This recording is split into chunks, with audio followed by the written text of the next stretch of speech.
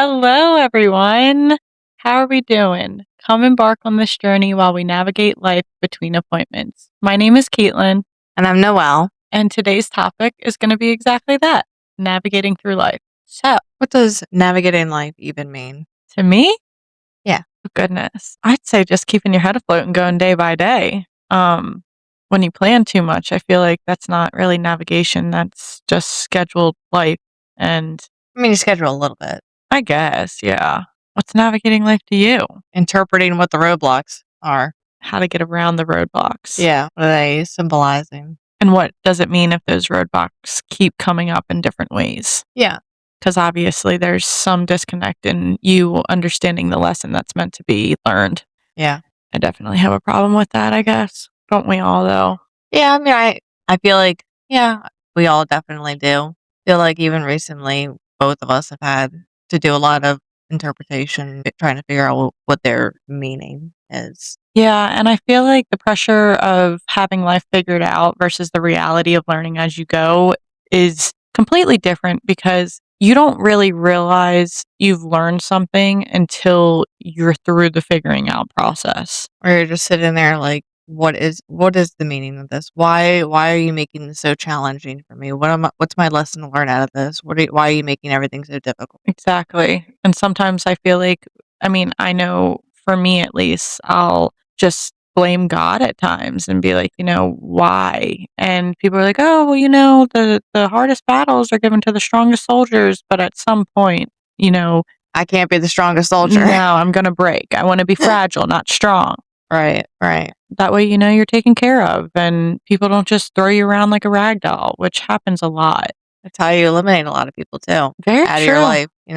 Very true, yes. I feel like elimination of friends, family, coworkers, jobs, situations that you're even in come from having to learn as you go. Yeah. And people show their true colors, especially in the tough times. And I feel like whenever we grow up, like we're always told, what do you want to be when you grow up? Mhm. And adults put these expectations on children at such a young age of like, okay, you need to have it figured out. Yeah. And at the end of the day, that's not reality. Yeah. It's changed so many times. Even Yeah. for me growing up, changed so many times. Like wanting to be so many different things, and it's very chaotic. What did you want to be when you grew up? I wanted to be a dancer, an actress, a singer. Not until later on did I think I wanted to do hair. I mean, I used to see my grandmother getting her hair done in the kitchen and stuff like that, and being around that. And then my mom messing around with my hair with me so we could do something because we didn't want to go to the salon. And then later on, being in my teenage years, watching like Brad Mondo and Oh, Brad Mondo. I mean, or like, what was his name? Guy Tang. Yeah. Watched him a God, lot. that's a throwback. Literally sit on my bed upstairs and like get home from school, watch his videos on my iPad, or be up way past my bedtime watching his videos. And yeah, that's really when that started happening. Do you ever feel like you lost sight of what you genuinely wanted to be for something easier Yes. in that sense? Yes, Yeah. definitely. Why do you think you went the easier route? Because I actually really remember this too. I was in high school and I told the teacher, they would pull you aside. I don't know if it was a counselor or a teacher or whatever, but they would ask you like like your career goal, like what your goal was to be, your ambitions. I told them I wanted to be an actress or a singer or a dancer along those lines. And I think the dancer part kind of like went away a little bit more because I already do that, like when you're messing around. But Mhm. like I told them and they're like, well, you need to think of something more realistic. We need Yep. something to write down Yep. on here so we have something Yeah. for you. And I was like, I don't know, I like hair. Mm-hmm. I like doing hair, messing around my own hair. Mm-hmm. Did they ever say anything about that? Like, oh, because I feel like a lot of the times, especially in the years that we grew up, they wanted to support you and push you to be set for a career. However, when you had a more artistic brain or a more imaginative brain, they'd be like, "Oh, well, you're not gonna make any money," Yeah. or, "Oh, dancing and acting are just things that are in Hollywood and Right. not in your small little town that you grew up." There was a couple times I remember, art class was a really good, resource for me, but it helped me really be creative, but, like, I remember even saying, because I was very into the human mind and watching, like, I'd see documentaries on, like, sociopaths, like, or there was things about terrorists, and I was like, I really wanted to understand the way their brain worked. Like, it was Cool. constantly like, I said to a family gathering many years ago, I said to one of my cousins, "I think I wanna be a therapist Yeah. or a psychiatrist or something. It's like I really wanna understand the brain." And they're like, "Well, that's not gonna make you any money." Which psychology, I mean, I thought makes you good money, you just have to get a doctorate in order to do that, but at the end of the day, That's so much. it's insane, and And that's no like, bad talking or your anything towards therapists and psychologists and all no, that. but it takes a lot. It's like It's just a lot to do, yeah, and then which having props to to them, and then hopefully they benefit in the long run, but having to be there for somebody while, you yourself might not have the mental health capacity to do that, but then you have to put the fake smile on like you do behind the chair when you're doing hair. yeah, I was just about to say the same thing. Yeah, like it's not directly, you sitting at a desk in front of a computer having clients come in. It's unfortunately you breaking your back and having to squeeze people in between appointments and Yeah. without taking yourself into consideration because you're always trying to help others, whether that's in an office or that's behind a salon chair. Yeah, I feel like that definitely took out that helped me a lot with that, because then I didn't have to even look any more into it. Because I feel like if I honestly was, I can't imagine, like, that my thought process would be constantly, because I feel like I would always be, like, analyzing people. I mean, I already do, Yeah, but I I'm feel like definitely an I feel analyzer. like I'd be more so analyzing people all the time if I was doing that, and I feel like it might get in the way of things too if I was doing that for a living. Yeah. I mean, I don't know what they go through. No, I really can't imagine, but I think that's what pushed me out of hair a lot of days is I was good at it and I loved doing it and I still do it on the Helps you get a side. creative outlet. Yeah, I think it's so important that we don't lose our artistic brain growing up. Yeah. You know, life is so black and white nowadays. Like let's McDonald's for instance. Like we had ball pits and slides, and they were purple and green and yellow and blue and just all the fun Yeah, they colors. were. And you go into McDonald's now and it's Bland. gray and white. Yeah. Like it just society has created this idea of being one is better when we're humans. We're not made to be the same. Yeah. Yeah, I feel like that a lot too. Do you ever feel like those teachers that would tell you, you're not going to make any money, or that's a Hollywood thing, or whatever comments they made to you? Do you think that ever affected your happiness or Yeah. purpose to fulfill that dream? I feel like it was even more than just teachers, but yeah. Really, like Yeah. family members, friends. Definitely family members. I won't disclose any more of that, but like for them, but like definitely made it harsh for me. It was like definitely like almost like a reality check. Like, oh yeah, that's never gonna happen. And Yeah. like growing up with so much music in my background, not Mhm. officially, but Mhm. like my family loved music and was always singing and creative with that. And there was all forms of art. Yeah. And the fact that I wasn't able to like express more of that kind of sucked for me. Mhm. And then like just other people around, like, and then you'd watch all these things like growing up with like American Idol and everything. You're like, oh, I wish that would be amazing. Mhm. But then it's like, is that an actual thing? Like, could you actually do it? And I just put it like a stop to that myself too, because I was like, those people are amazing. But that doesn't mean you couldn't be amazing. That doesn't, Well, you're always told like, whether it's a reality or you actually good at, like, you have a gift for it. Mhm. And then I realized I had gifts for other things. Yeah. And then I was like, I questioned it too much. And then I'm like, okay, yeah, there's things I'm much better at. And they kind of like, those people around me kind of like push you towards it, like, oh yeah, those things are good. Like, you're good at those. So let's push Let's do towards that instead of the thing that might be harder and more time, and Right. it might, it's never risk. I mean, No, hair came very easily to me with yeah, that stuff. So. yeah, but it's like it kind of it puts you in a stagnancy because you don't take that risk, so you don't get that reward. If Yeah. you take risk, you get rewarded. I think again, just a lot of times people try to block that reward from prospering. Yeah. Do you ever think that when we were kids growing up, we worried about things that now do not matter, or vice versa? Yeah. Of, we didn't think it was something to worry about, and now in our adulthood, it's something that is a possibility to be worrying. I mean, I feel like we worry all. How do you navigate through those feelings of anxiety and worrisome? I get feedback from other people because I question things too much. I'm very indecisive about things. Unless like it's something that's already to my core, I am very indecisive. So it hurts me a lot with that because like I just don't know. I question things too much. I've always been in like questioning my own self.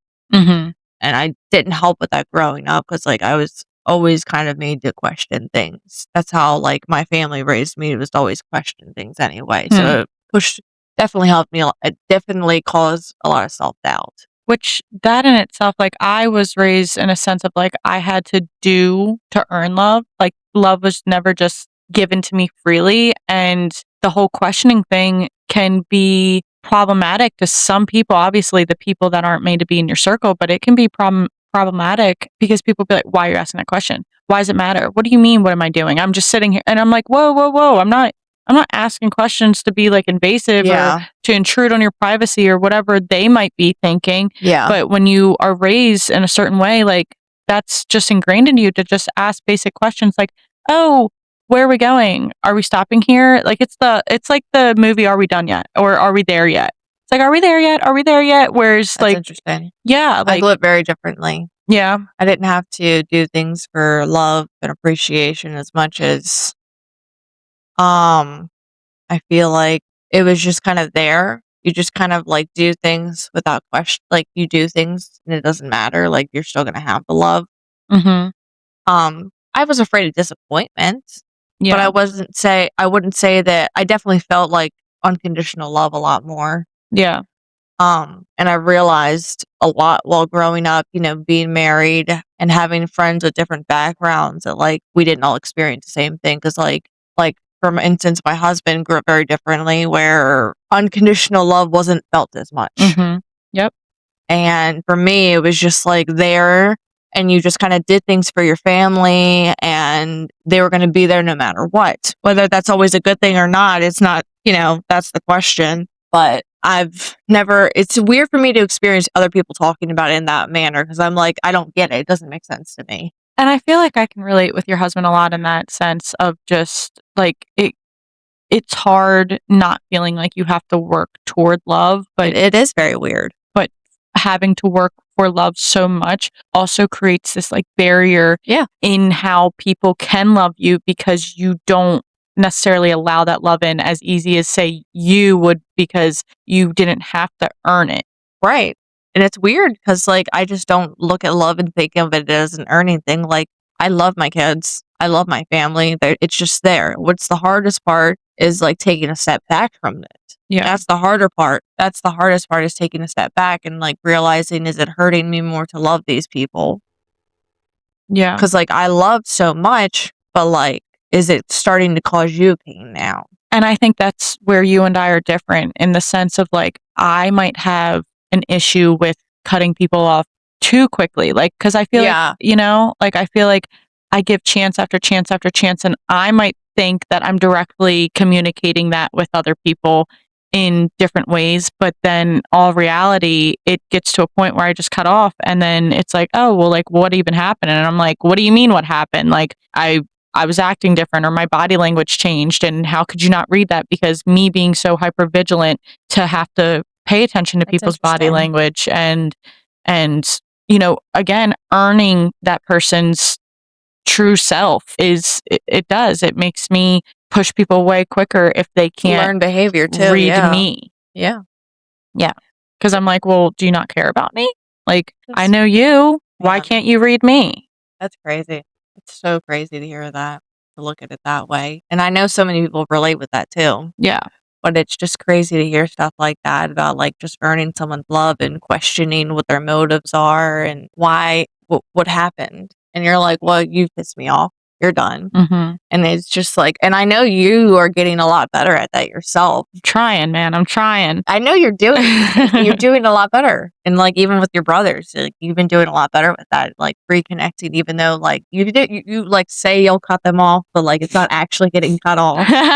It's just like Maybe for like a year or two, but then we'll be back. No, I'm just kidding. No, but it's nice because it's you showing growth, you know? It's nice to see growth with that. And that's like the beauty of life is when we're going through that, like I said in the beginning, we don't necessarily know that we're growing until we've gotten through those obstacles. And then we can look back and be like, wow, I actually have been learning the lesson. I actually have been changing my demeanor and how I handle situations. Right.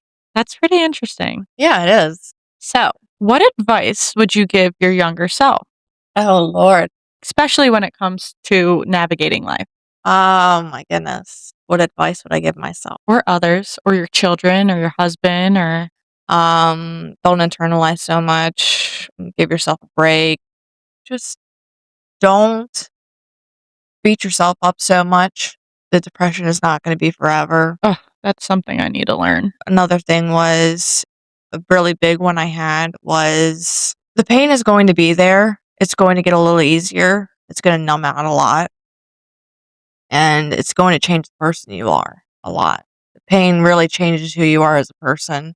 And Nice. whether you wanted that to happen or not, which can suck a lot, but it's And going to get easier it's in other ways. it's funny that you said that because I've only have one tattoo so far. You know, I want another one, but it says Romans 8:18, a Bible verse, and the Bible verse means, you know, the pain you are feeling today has nothing compared to the joy that's to come. Right.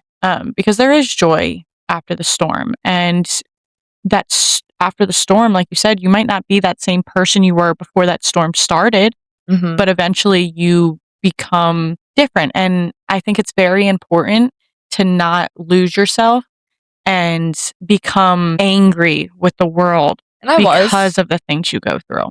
Yeah. I was angry too for a long time. I was very angry. But there are things that happened in my life after that point. Like, even though that some of them were much later on, they made me really like hold out hope.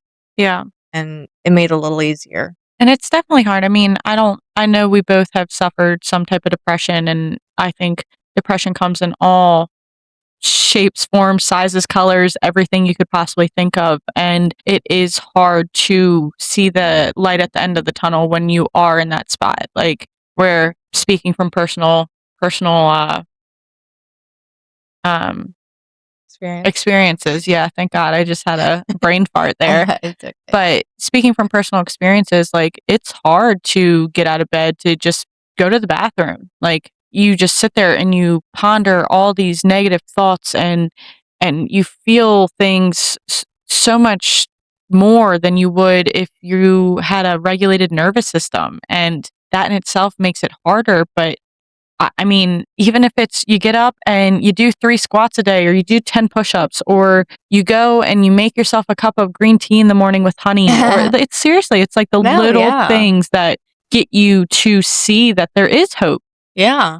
That's funny. It's I don't think unless something like tragedy happened, I don't think I've ever struggled with depression like that. Like I've struggled with it in terms of death, but I've never struggled with it like that.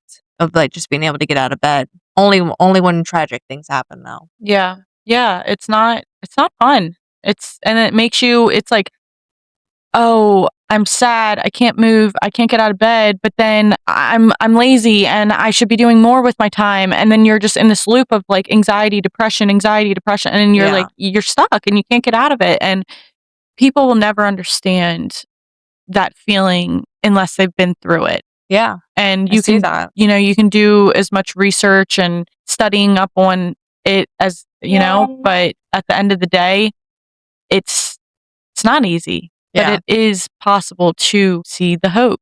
Yeah. Yeah. So, Speaking of anxiety, how do you manage your anxiety and self-doubt? How do I manage my anxiety? Oh, say self-doubt, Mhm. reassurance, which I need to work on. Um, my anxiety, just talk. I just have to bounce things off of my husband and my friends and my sisters.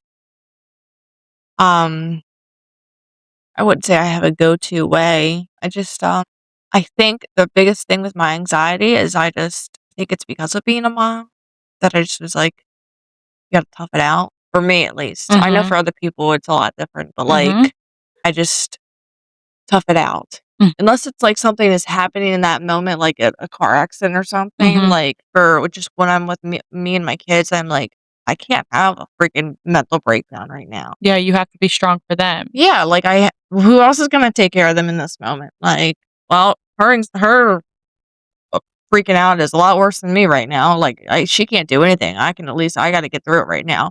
I mean, if like I'm having really bad anxiety about something, I'll just be like, here, take this one. I gotta go. I need to calm myself down. Yeah. And it's just breathing and trying to I need to be alone for a second, clear my head, and then come back to reality. Yeah, and that's good, like, your support system, your husband, your parents, your sisters, your siblings, just that they, you know, when you need it and when somebody sees you at that point, they're like, "Okay."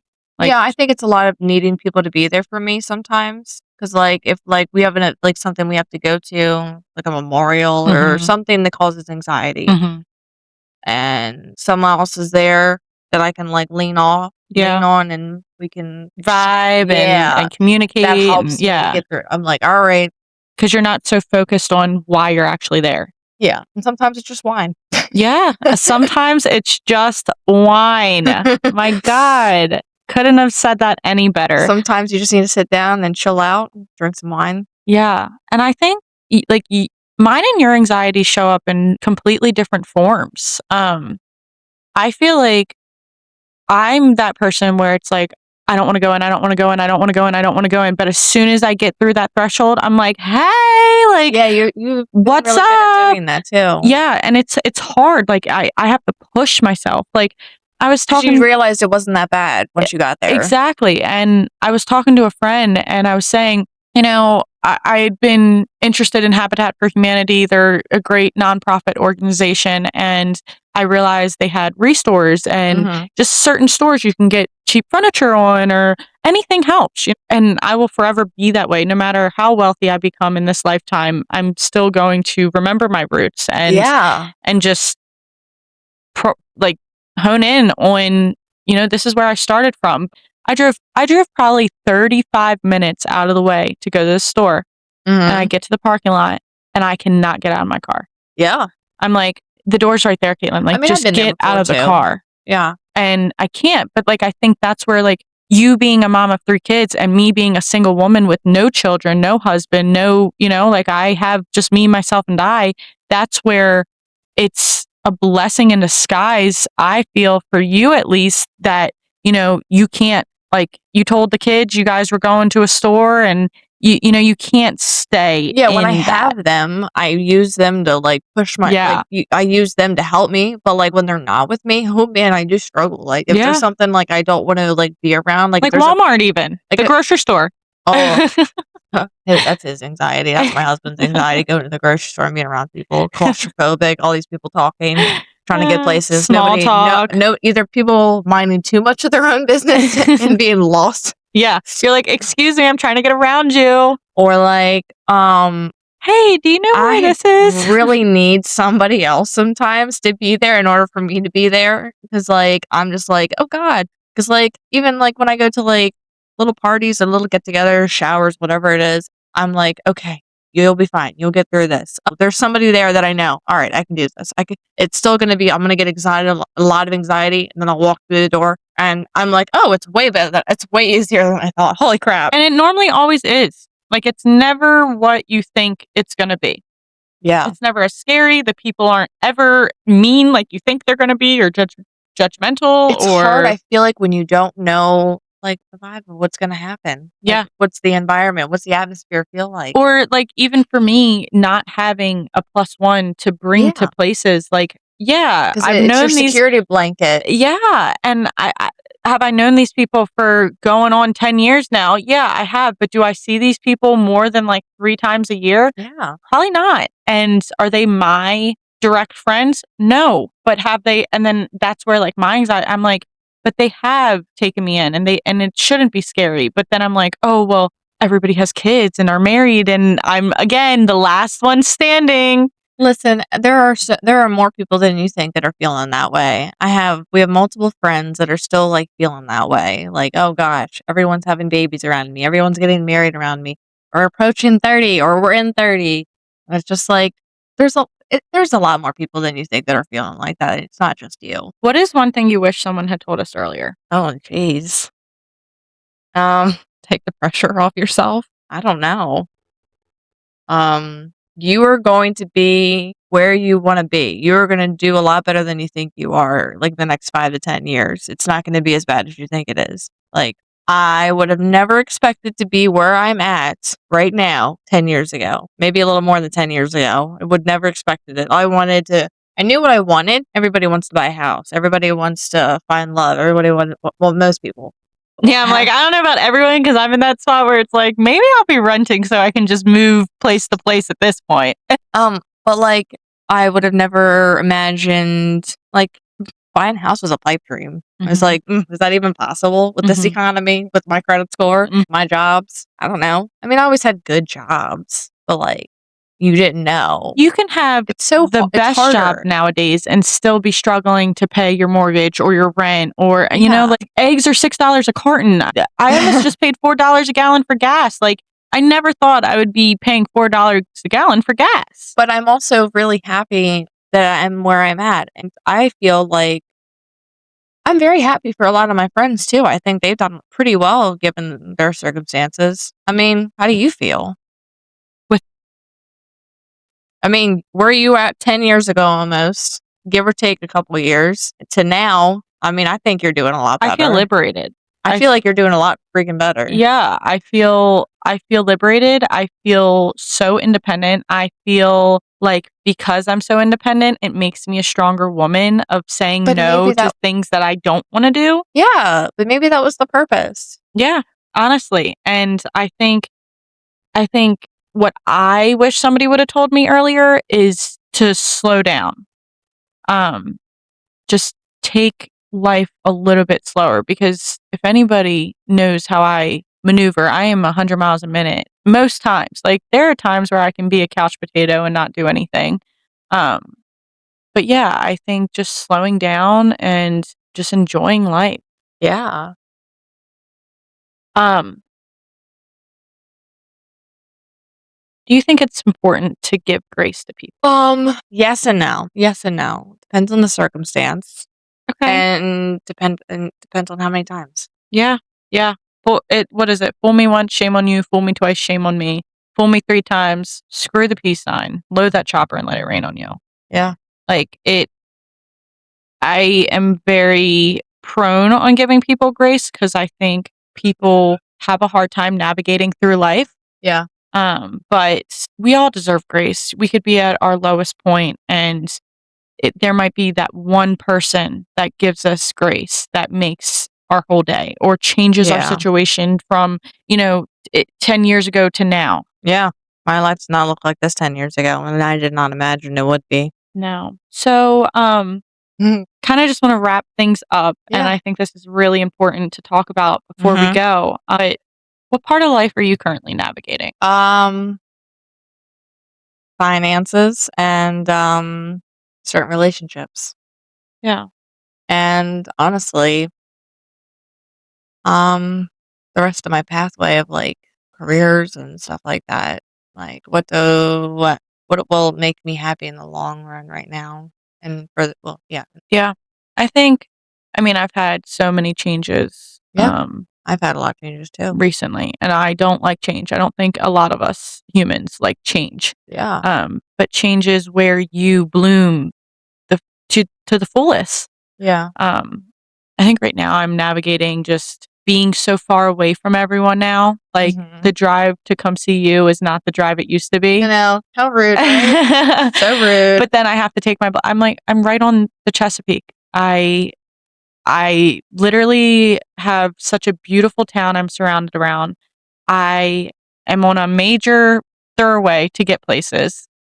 So yeah, I think just moving and having a job and just, I don't know, just trying Yeah. to find love. I think that is something I really want, is to find love, but knowing that love I shouldn't find, it should find me. Yeah.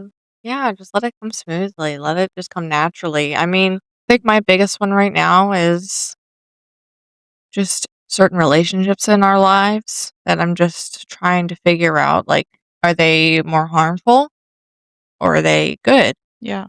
And trying to figure out, like, I need to be there for my family. And what do I not need? Like, what do I need? You know? Like, Yeah. what's the purpose? Yeah. What's the purpose? Like, what's going to be here in 10 years? Like, the choices I need to make. What's going to be better for us all in the long run? Because it's really not just about me. I mean, it is me. Like, I need to figure out what's going to make me happy, but then I also need to figure out what's going to benefit me and my kids, my family in the long run. Which I think that's so exciting, and I think that's a perfect spot to end. Of I'm interested to see where our podcast goes in the long run, and Yeah.